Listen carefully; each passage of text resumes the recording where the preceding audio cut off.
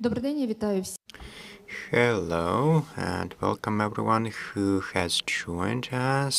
I'm Olga and I'm glad to welcome you at Ukrainian Media Center. Today is 992nd day of the full-scale war, and we are going to discuss the development of our art and a new cultural project that we are going to present. We are going to discuss Berezil, Kharkiv Theater, and Kravchuk for the first time on stage in Kyiv. And let me introduce to you Borys Hryniov, concept creator and lyricist, Academician of the National Academy of Sciences of Ukraine, Dmytro Ternovyi, playwright, and Kostiantyn Ponomariov, set designer and art critic. So let's start our conversation from this play that we are going to introduce. The play Shevchenko 2.0, written by Dmytro Ternovyi, is going to be presented in Kyiv for the first time on stage of Ivan Franko Theater. The play was created in summer in Kharkiv Theater, Berezil, based on personal diaries of Taras Shevchenko. Let's discuss this in more detail. Let's give the floor to Borys. How did you come up with this idea of launching this very important cultural project? Well, we got this idea well before the start of the full-scale war, and the very first texts we started from were homages to well-known texts by Taras Shevchenko, the orchard near the house, and drones sounding all around. That's what we had in the beginning of our creative process. Then I showed this to Andrei Kravchuk. We also had a meeting with the composer, Mr. Bogdanov, who used to work here in Kyiv. It was Mikita Bogdanov, and once he read these texts, almost immediately 7 poems were selected and turned into songs, and they were devoted to some modern issues such as the Great Construction program in our country, the relations between people in our country, and during the full-scale war they were updated and upgraded when our women and children had to live abroad, and we kept on working on those texts. And back in the COVID-19 pandemic times, Andrei Kravchuk was visiting us in Kharkiv, and we came to Berezil Theater because in the beginning of 2000s, when Zholdek was the head of the theater, Kravchuk was one of the actors participating in the play. So he knew the place quite well, he knew the actors, and he also knew the current director of the theater back then. So we visited her in her office. Back then, some of the songs were ready, and she was able to listen to them. And then she invited to her office the one who became the director of this play. So we actually were right on time because they wanted to have some modern play about Taras Shevchenko. So it was growing step by step. The war intruded into the process. We also needed to find some sponsor money because it's a large-scale play. It's not the type of short plays that we are having during the war. This is a full feature, so to speak. So we started working on this. We got some grant funding from the Embassy of Germany. We were supported by the Goethe Foundation, and then in 2023, Dmytro joined the process, started writing the play. Now the product is ready. It was shown on stage in Kharkiv in summer this year for the first time. Then there was an abridged version showed in Morency. Right now in Kharkiv during the war, we do not have any big stage available. Any plays, any public activities are banned because, well, we need to have a shelter large enough, and we do not have any big stage to have all the decorations put in place, and this is why we want to have it in Kyiv. We are grateful to the Franco Theater. We are grateful for the support they are providing and how welcoming they are in this entire process. I'm grateful to residents of Kyiv. We are having a full house. By the way, one or two tickets are still available, I guess, so you are still having some chance to buy a ticket.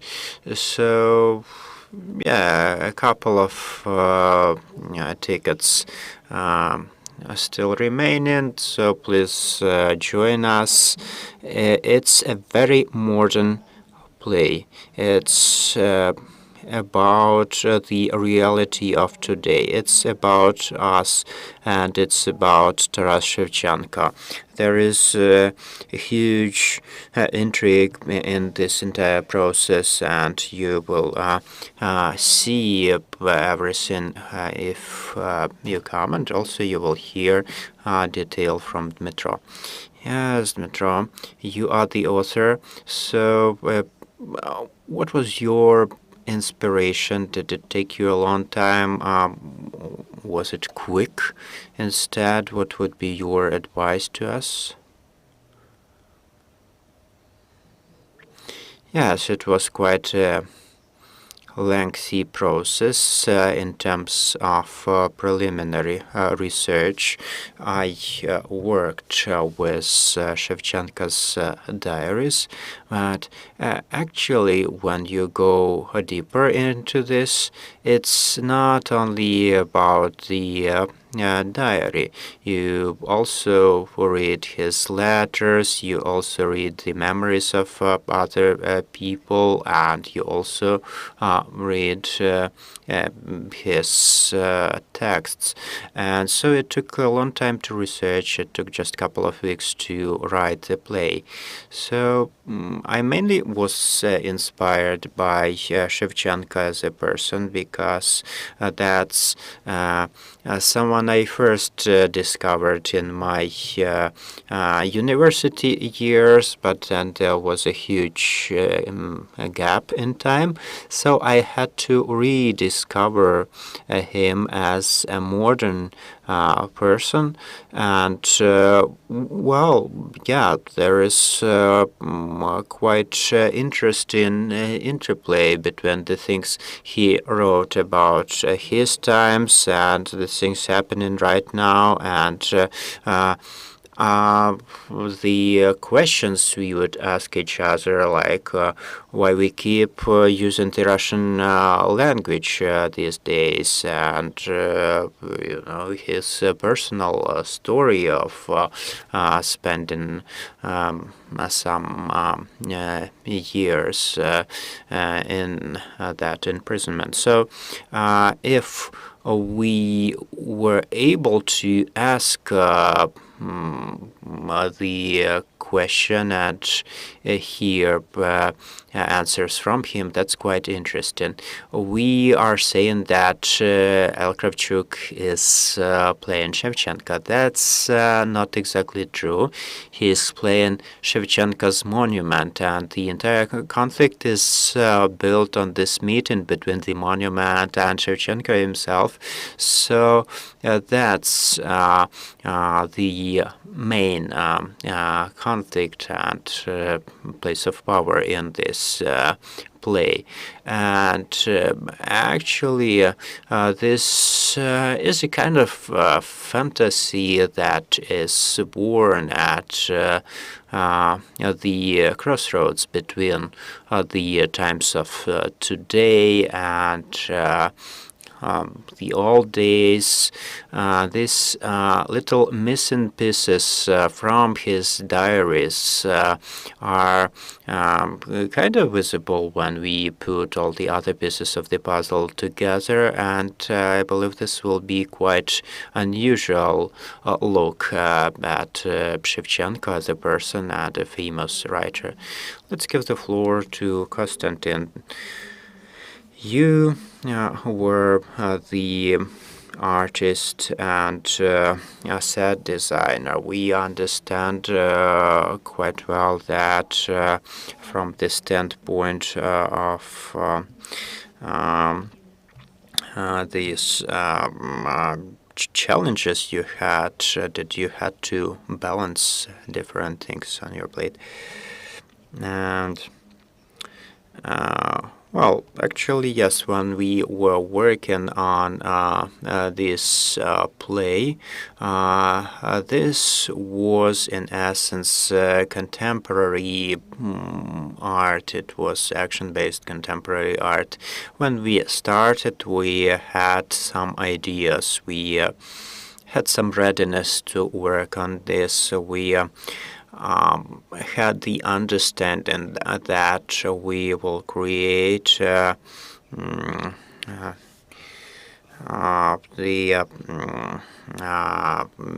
idea, but we did not have the full play. So we were creating clothes, decorations, etc.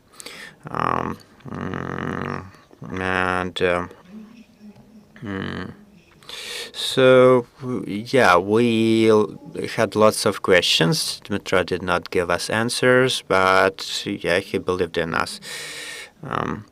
Yeah, as a result, it worked out great, because Dmytro wrote the play that we all wanted to illustrate. Actually, this picture only came up after the text was ready. So it's the first time we are showing Shevchenko smiling, because as you are aware, in the official pictures he was very serious, but he in fact was a trickster.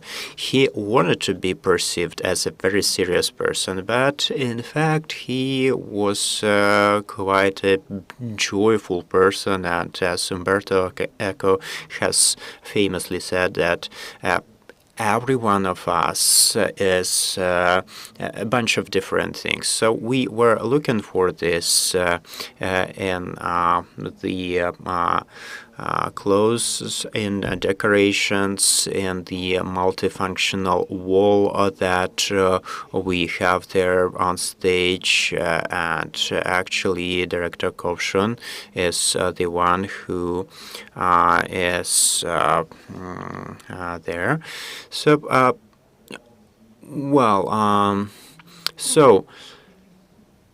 there are also costumes. There are quite colorful ones, in fact.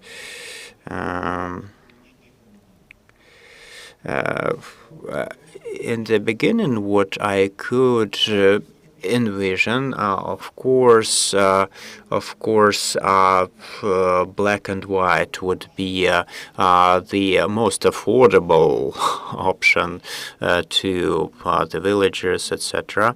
So, well, I will not share any spoilers here, but you will see. We have introduced different colors for everyone, so it's quite light and playful and provocative play, and aesthetically speaking, it is quite happy as well. So I believe right now the final preparations are taking place in Kyiv, Ivan Franko Theater, but we also understand that it was a Kharkiv city that saw all the rehearsals in the difficult conditions under the threat of Russia's attack. So what were the conditions you were working in? Well, let me also continue on this topic as well. When we had some enemy advance in the north of Kharkiv, we actually had a rehearsal. All the actors were aware of what was happening. Everyone was following the news, but somehow this is purely Kharkiv mood, I would say. No one was running away. Everyone knew the role, and Mr. Kovshun was leading the rehearsal. So this did not impact our work. But some were at the back of our mind. Of course, we remember this. Yes, it's incredible, and it's a great pleasure to see that. Well, you were invited to do it in Kyiv. So when did you first get this idea of doing it here? Well, as we kept brainstorming about the promo of this play. Quite obviously, Kyiv was the very first idea that came up. We assumed that we had to start from Kyiv as the capital, as the center of Ukraine with many residents available, many young people, and as Kostya has just mentioned, it is postmodern art. This is contemporary art, and we want to see how the young people perceive it. So, of course, this play is living thing, and the changes keep happening, and of course the text has changed slightly, so it all depends on the situation we are in. And this is a kind of immersive form of art, and the director keeps working on this, and also the playwright keeps thinking on this. Some changes are made on the go. This is going to be the third time we show this play, and every time it is a different play. So in case you saw the play in Morency, or in case you saw it in Kharkiv, I know some people are coming from Kharkiv, and the trains are quite conveniently arranged. Well, those who are watching it for the second time will see an entirely different play. And what about the other cities of Ukraine? Hopefully, yes, it will be also available elsewhere, but for now the budget is limited. If there is any support offered by anyone, we are open for this collaboration, and surely this play should be available both here in Ukraine and in other places where there is Ukrainian diaspora. We see that this is quite an engaging play, and it is closely interconnected with our daily lives. It is a super modern play, and we will see the response of today's audience. Yes, I wanted to add, yes, indeed, we are going to show this play for the third time, but in fact, we can see that it is a premiere, because in Kharkiv, we cannot have a full play. Well, basically, that's only the preliminary show that we might have. So in fact, yes, it is as if we are showing it for the first time. In Morency as well, we had to do the abridged version because, well, there are some restrictions there. But here, this is the first time we are going to show it full scale. And yes, there are some updates with each time we play it. Of course, if the director sees that, okay, this piece is too long, it should be shortened. Here we should add something, we add this. So it's like a living body, and well, it's alive and kicking. So yeah.